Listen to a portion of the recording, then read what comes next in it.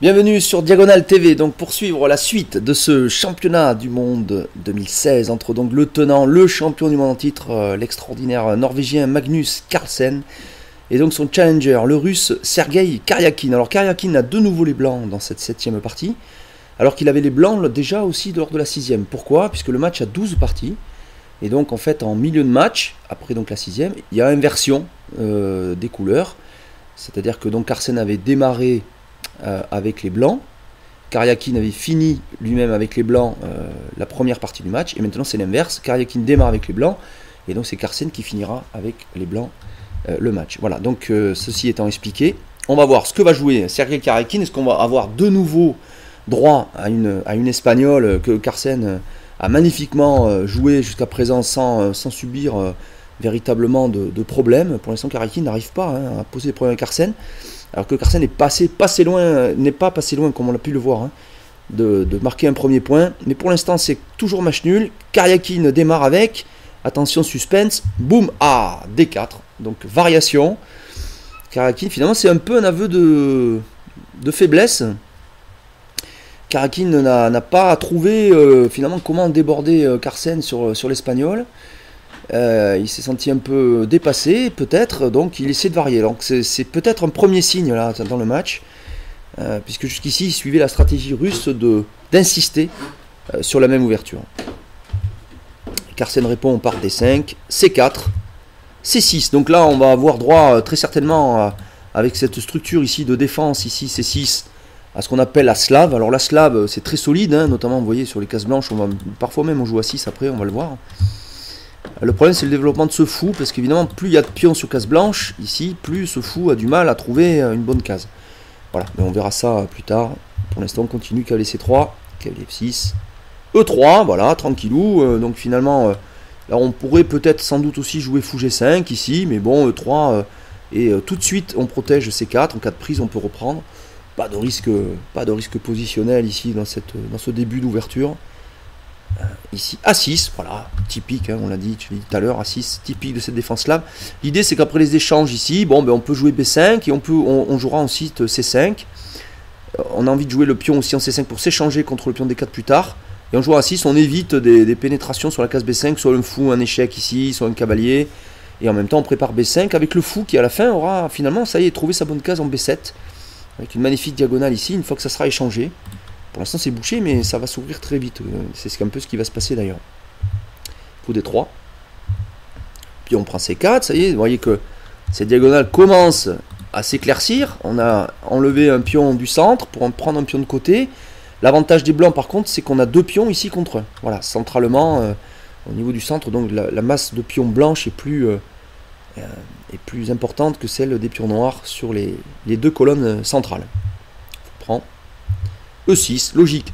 Donc le 6 logique, puisque, comme on l'a dit, on veut peut-être jouer C5, B5, donc ça va libérer la case B7 pour le fou.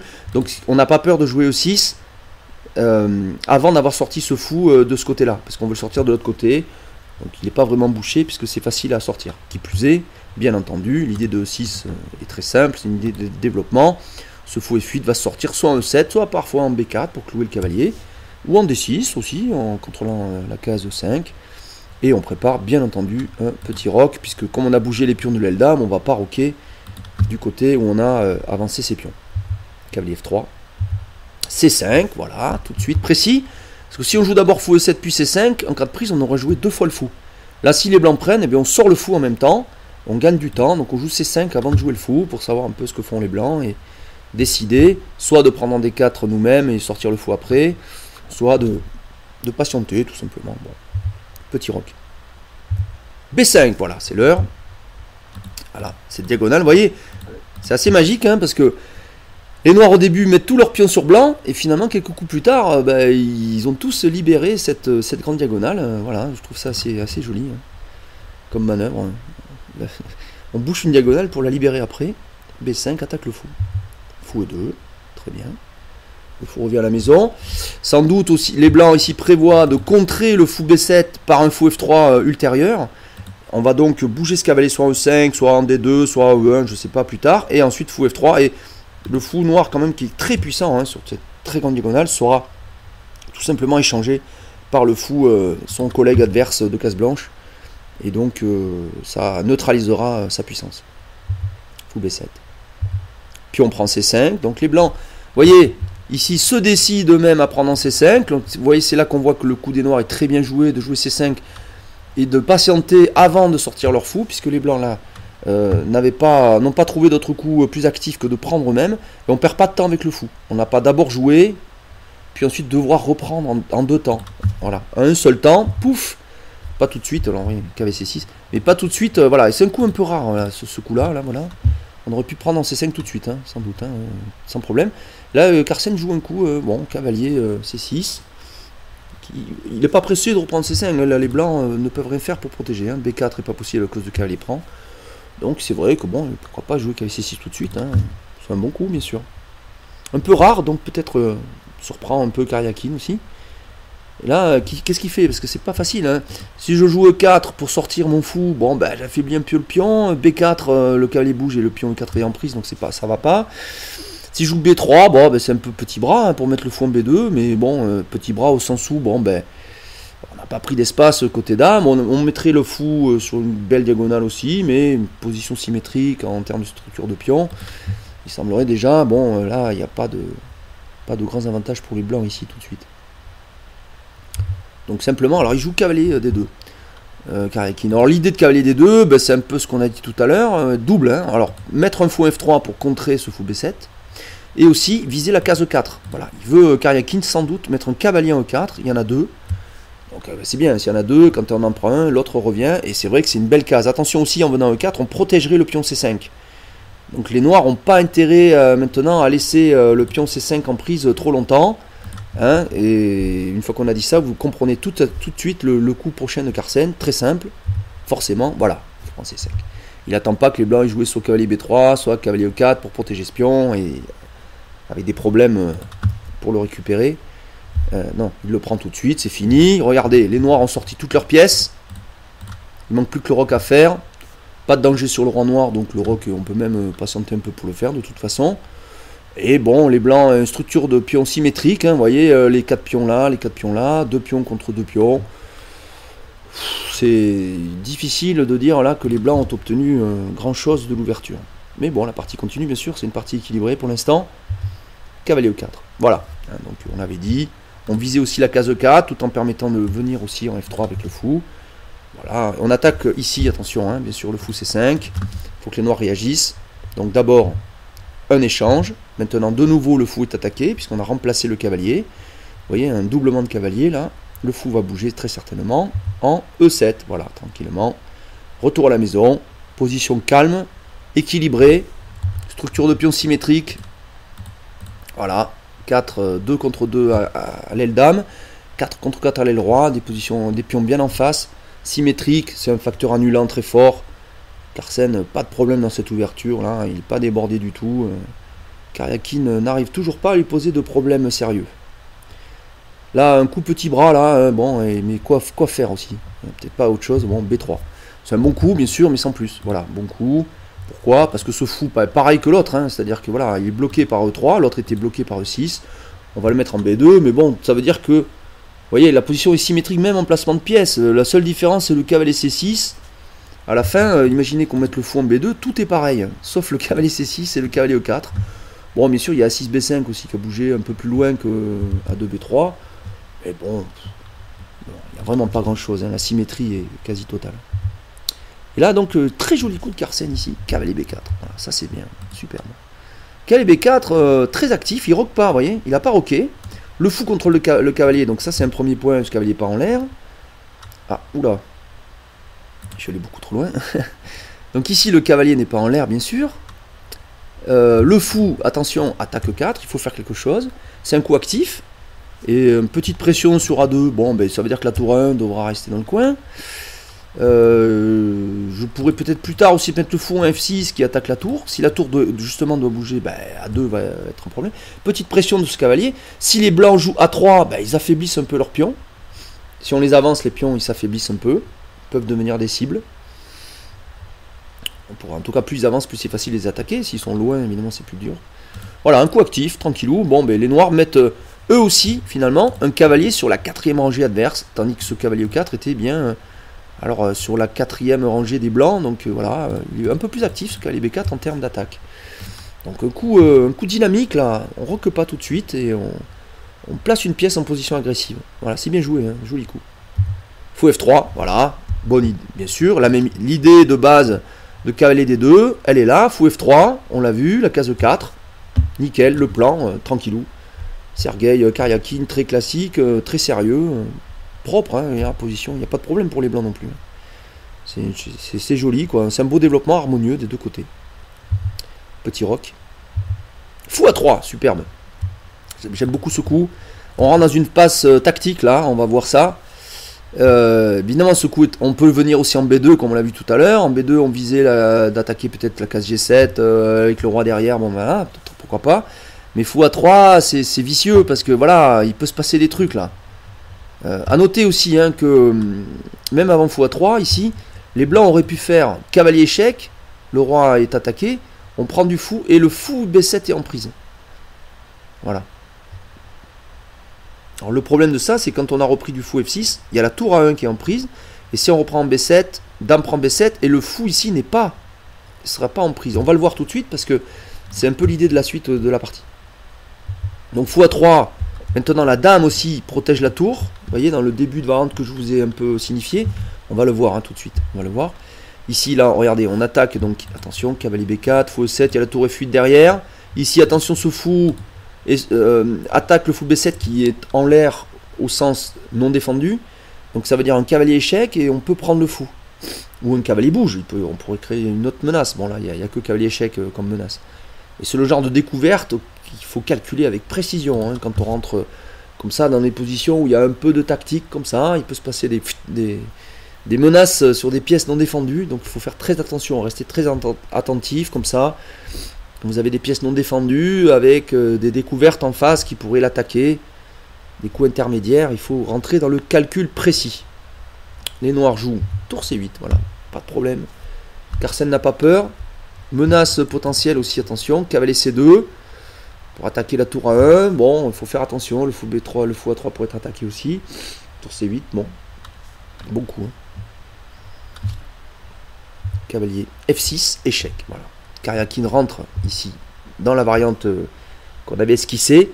Il profite, regardez, du vis-à-vis là, fou F3, fou B7. Fou B7 n'est pas défendu. Et il rentre dans une passe tactique, voilà, vous allez voir, calcul russe très fort. Cavalier échec. Donc là, il n'y a pas le choix. On va pas bouger le roi, sinon il y a fou prendre B7 et on perd du matériel. Hein. Faut prendre. Si on prend du pion, fou prend B7 et les blancs ont l'avantage. Pourquoi? Parce que le roi sera un peu dégarni. Fou B7 attaque la tour, c'est au noir de jouer. Petit avantage blanc à cause du fait que le roc est affaibli. Pas décisif, mais quand même non négligeable. Donc Carlsen reprend du fou. Et donc ça attaque la tour. Mais comme on l'a vu, le fou A3 attaque le cavalier et la tour là. Donc qu'est-ce qui suit? D'abord, fou prend B7. Voilà, prise, donc il y a eu échange de pièces. La tour C8 est attaquée, le cavalier B4 reste attaqué, mais les noirs aussi attaquent la tour ici. Généralement, il faut prendre le maximum de matériel dans ce type de passe tactique, passe d'armes. Fou prend un tour. Donc là, les noirs ont pris une tour, il faut reprendre une tour aussi. Sinon, on va avoir un problème. On a le choix maintenant. Soit on prend la tour C8 directement, soit, plus malin, on prend le fou. Voilà. Pour le cavalier. Pourquoi? Parce que la tour reste attaquée, le fou A1 reste attaqué, et la deuxième tour est attaquée aussi par ce fou. Voilà. Donc les noirs ne peuvent pas éviter le fait que les blancs vont reprendre une tour au coup suivant. Et là, en termes de pièces pures, il y a égalité. Fou F6, et ça y est, il choisit de prendre, voilà. Il choisit de prendre la tour F8, donc il choisit Karyakin ici, d'entrer dans... Alors après, il faut voir la suite. Hein. Mais il choisit ici d'entrer dans une finale où potentiellement on aura des fous de couleur opposée. Puisqu'il a pris ici, donc ce fou, s'il est repris après la passe d'armes, là. Alors on va voir ça tout de suite. Il choisit d'abord dame prend dame Carlsen, vous voyez, il faut être précis. Tour prend. Et maintenant, regardez, pouf, voilà. On reprend le fou avec la tour, ce qui fait qu'on n'est plus en prise, et voilà. Mais voilà, fou de couleur opposée. Donc là, Carsen se retrouve dans une finale où après le coup maintenant, fin de la tactique, fou prend à 6, les blancs gagnent un petit pion, mais en fou de couleur opposée. Et on l'a vu déjà dans les parties précédentes, puisqu'on a vu pas mal de cas, on a vu déjà une finale semblable dans le match, où j'ai rappelé que le fait que les fous de couleur opposée sont un facteur très fort facteur annulant en cas de finale. Et donc, alors là, il reste les tours, ce qui donne encore des petites chances. Voilà, donc petit avantage quand même, léger avantage blanc, mais on va voir c'est quasiment rien, parce que les noirs jouent le simple B4. Et ce pion là, qui peut être défendu par le fou, est inattaquable par le fou de case blanche. Et donc, il domine ces deux pions blancs. Donc ce pion vaut ces deux pions là. C'est impossible pour les blancs d'envisager d'aller prendre un B4 là. Il suffit que le fou soit sur E7 sur cette diagonale. C'est impossible, on peut rien faire. Dès qu'on pousse, pouf, il y a prise en A3. Et donc on peut rien faire, on est bloqué. Ce pion vaut ces deux là, tout simplement, fou de couleur opposée, et finalement on peut rien faire, quoi. Donc c'est pas vraiment un problème dans ce type de finale, vous voyez, de lâcher un pion. Très souvent les fous de couleur opposée permettent cette possibilité là. Donc Carsen tranquille, sans problème. Tour C1, G6, tranquille, voilà. Finale est normale, les blancs peuvent rien faire en fait. Tour C2, malgré leur pion de plus. Tour A8, attention, le fou est attaqué, bon le pion A2 derrière est protégé par la tour. Fou D3, tour D8, voilà,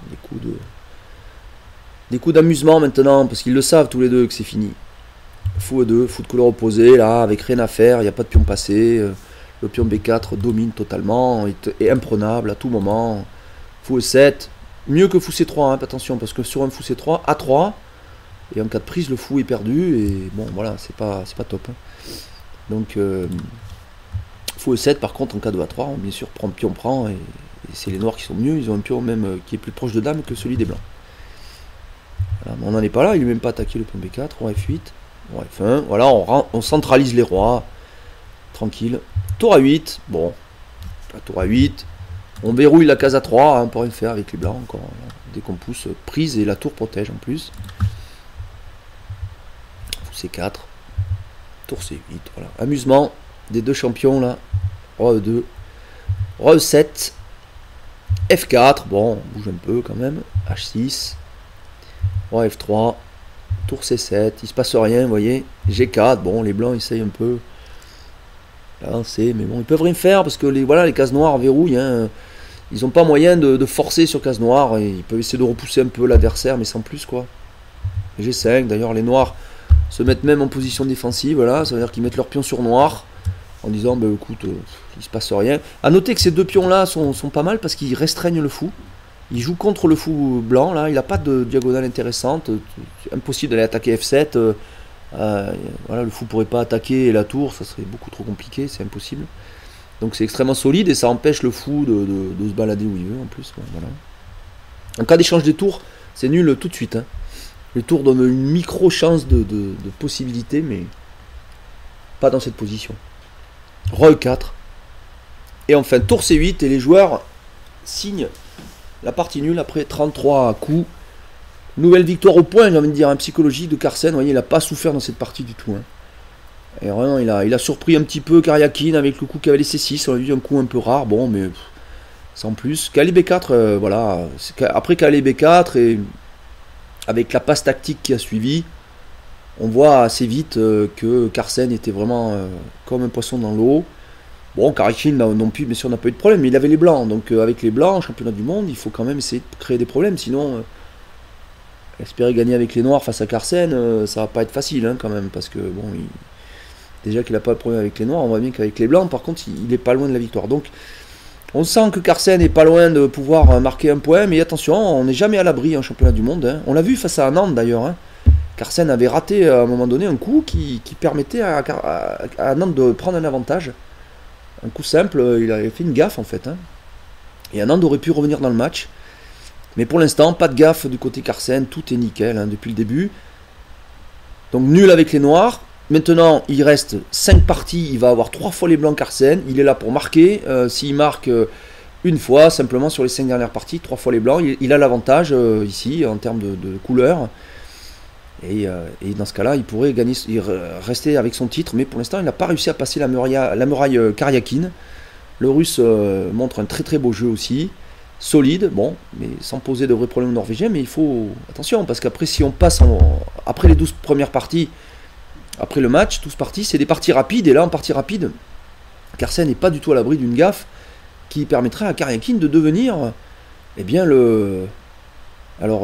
ça va faire le 17e champion du monde, je crois bien, parce que je crois que donc Kramnik c'était 14, ensuite Anand 15, et effectivement Carlsen doit être le 16e, et donc ça fait Karyakin serait le 17e. Bon, il n'en est pas là, il est dominé un petit peu, même si le match est nul, Carlsen aura 3 fois les blancs, et on s'attend, voilà, donc à ce point final. Voilà, merci de m'avoir suivi pour suivre cette 7e partie du match championnat du monde 2016 entre Magnus Carlsen, le tenant, et Karyakin, le challenger. Le match reste très indécis. Rendez-vous pour la prochaine partie. Au revoir.